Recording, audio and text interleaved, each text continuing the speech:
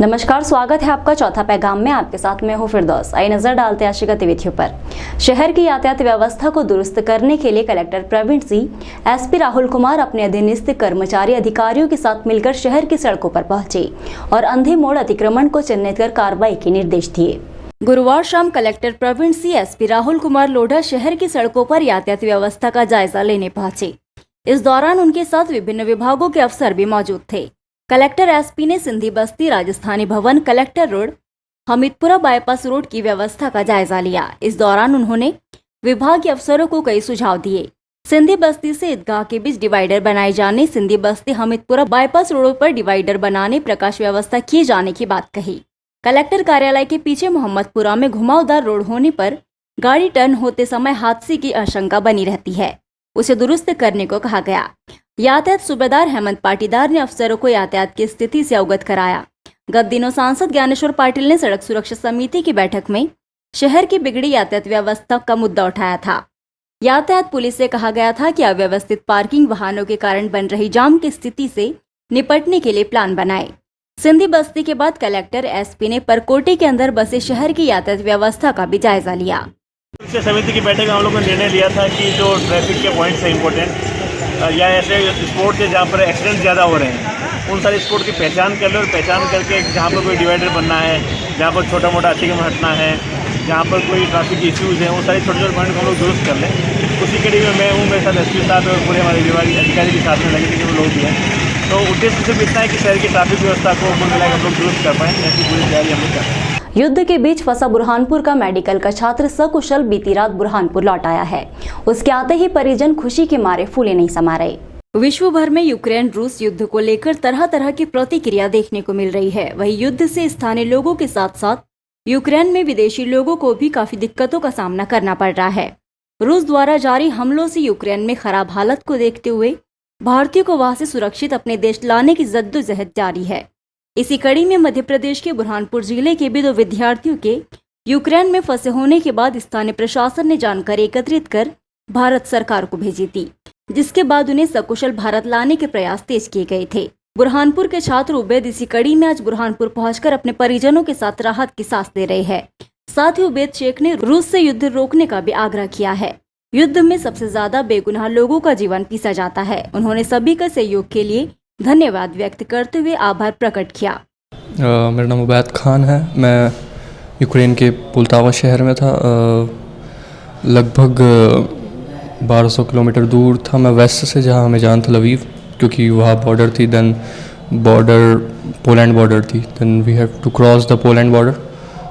ने जैसे तैसे पोलैंड बॉर्डर क्रॉस की, वह बाय ट्रेन गए हम लोग हमारी सिटी से, कुछ डिस्टेंस कवर किया। देन वहाँ से बाय बस, देन बाय वॉक, देन फिर वहाँ से इमिग्रेशन वगैरह जो पोलैंड की जो गवर्नमेंट थी, उन लोगों ने हेल्प वगैरह की। हमने इमिग्रेशन पूरा किया। देन वहाँ से हमें वीज़ा मिला। Then we had a stay of like 2 days in Poland.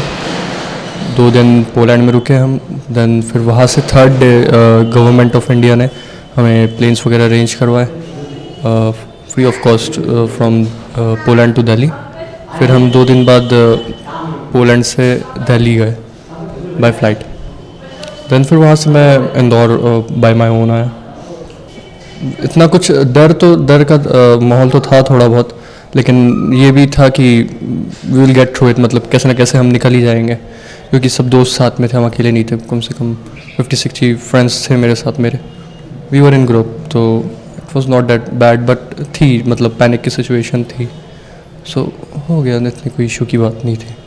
मेरी जानकारी के हिसाब से 3 जो हमारे यूक्रेन में फंसे हुए नागरिक हैं, उनके परिजनों ने सीएम हेल्पलाइन 181 पर अपना कॉल दर्ज कराया है कि हमारे 3 परिवार के सदस्य या 3 बच्चे युवतियां जो है वहां पर यूक्रेन में हैं। 3 में से 1 अभी लौट आए हैं और 2 की लौटने की प्रक्रिया जो है वो शासकीय स्तर पर जो वरिष्ठ अधिकारी वो देख रहे हैं और शीघ्र ही उनकी भी सुरक्षित वापसी जिले में होगी। प्रशासन का भी तालमेल है परिजनों से? हाँ बिल्कुल, जो है हमारी तरफ से हमारे थाना प्रभारी लगातार उनके संपर्क में हैं और संबंधित व्यक्ति के घर पे भी जा रहे हैं, वीडियो कॉल करके उनसे भी बात कर रहे हैं जो लोग यूक्रेन में फंसे हुए हैं। और निरंतर जो है मध्य प्रदेश सरकार और भारत सरकार प्रयास कर रही है, शीघ्र ये बच्चे सुरक्षित होकर हमारे बीच में लौट आएंगे। कैच द रेन मिशन के तहत एक दिवसीय कार्यशाला का आयोजन संयुक्त कलेक्टर कार्यालय में किया गया, जिसमें राज्य सरकार की ओर से विशेषज्ञ शामिल हुए और उन्होंने जल संरक्षण के तरीके बताए। जल संरक्षण और संवर्धन को लेकर जिला प्रशासन द्वारा प्रयास किए जा रहे हैं। इसे लेकर पीएचई की ओर से शुक्रवार को कलेक्टर कार्यालय में कलेक्टर प्रवीण सिंह की अध्यक्षता में कैच द रेन के तहत एक दिवसीय कार्यशाला का आयोजन किया गया, जिसमें राज्य सरकार की ओर से विशेषज्ञ आए। उन्होंने जल संरक्षण के तरीके, गर्मी, सर्दी, बारिश में कितना पानी जमीन में रहता है, इसकी जांच करने के तरीके और सुझाव बताए। कलेक्टर प्रवीण सिंह ने कहा कि बुरहानपुर जिला जल अभाव ग्रस्त घोषित किया गया है। यहाँ पानी काफी डीप में मिल रहा है। 12 महीने पानी बना रहे, इसके लिए इंजीनियर्स की ट्रेनिंग है। देखिए, जल जीवन मिशन के तहत जो हमारा तकनीकी अमला है, उसको पानी की एक जो कंजर्वेशन की अप्रोच है, ये हमारे सोच में 12 महीने पानी बना रहे हैं, वो बुरहानपुर के लिए बहुत ज़रूरी है। यहाँ का जो जियोग्राफिकल स्टेटा है, यहाँ पर पानी जो है काफ़ी डीप में हमको मिल रहा है और अभी बरसात के पहले के दिनों में तो बहुत प्रॉब्लम आ रही है। तो पानी के स्रोत में 12 महीने पानी बना रहे हैं, इसलिए कौन कौन सी स्ट्रक्चर लेनी चाहिए, कहाँ पर लेनी चाहिए, रिमोट सेंसिंग का डाटा क्या हो सकता है, तो पूरे इंजीनियर्स की एक तरह से ट्रेनिंग है। आज हमारे बीच में भारत सरकार से इंग्रोनी जी आए हुए हैं, उनको हमें लोगों ने बुलाया था क्योंकि जिला सबसे पहला जिला बना है। तो हमने काम तो कर लिया, लेकिन काम को हमको सस्टेन करना होगा। तो उसी चिंता के लिए और उसी काम को आगे बढ़ाने के लिए और तकनीकी अमले के मार्गदर्शन के लिए एक्सपर्ट के रूप में इनको बुलाया गया है। तो पूरी ट्रेनिंग आज यहाँ पर रहेगी। बुरहानपुर साइबर सेल की सहायता से एक नाबालिग के ऑनलाइन गेम के जरिए ठगी का शिकार हो जाने पर साइबर सेल द्वारा 62,000 वापस दिलवाए। पुलिस अधीक्षक राहुल कुमार लोधा के नेतृत्व में साइबर सेल आम लोगों को ऑनलाइन गेम खेलने वाले बच्चों को साइबर धोखाधड़ी के प्रति लगातार जागरूक किया जा रहा है। बुरहानपुर पुलिस के सोशल मीडिया के फेसबुक पर बुरहानपुर पुलिस के माध्यम से जिले के लोगों को साइबर धोखाधड़ी के संबंध में लगातार जानकारी देकर जागरूक किया जा रहा है। उन्हें अपनी निजी जानकारी किसी से शेयर नहीं करने, प्राइज मनी देने का दावा करने वाले ऑनलाइन गेम नहीं खेलने, बोनस, कैशबैक ऑफर के नाम पर होने वाली धोखाधड़ी आदि से सतर्क किया जा रहा है।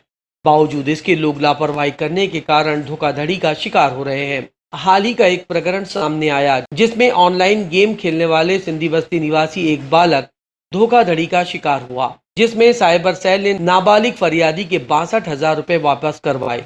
फरियादी ने अपने परिजनों के साथ साइबर सेल में शिकायत की थी। उसे व्हाट्सएप पर एक ऑनलाइन गेम खेलने की लिंक आई, जिसमें पेमेंट का ट्रांजैक्शन करने पर कमीशन दिया जा रहा है, ऐसा लालच दिया गया था। लालच में आकर फरियादी बालक ने कुछ हजार रुपए का ट्रांजैक्शन किया, जिसमें उसे 100 रुपए कमीशन मिले और अधिक पैसे कमाने के लालच में उसने गेम लिंक में बताए पेटीएम अकाउंट में एक ही बार में 72,300 रुपए डाल दिए, जो वापस नहीं आए। तब फरियादी को एहसास हुआ कि उसके साथ धोखाधड़ी हुई। फरियादी की शिकायत पर साइबर सेल ने पेटीएम अकाउंट ट्रैक किया, जिसमें पैसा गया था वो वोझा इंटरप्राइजेस प्राइवेट लिमिटेड के नाम से रजिस्टर्ड था। साइबर सेल ने पेटीएम नोडल से संपर्क कर उस खाते को ब्लॉक करवाया और उपलब्ध अमाउंट 62,000 रुपए फ्रीज कर राशि को फरियादी को वापस लौटाई।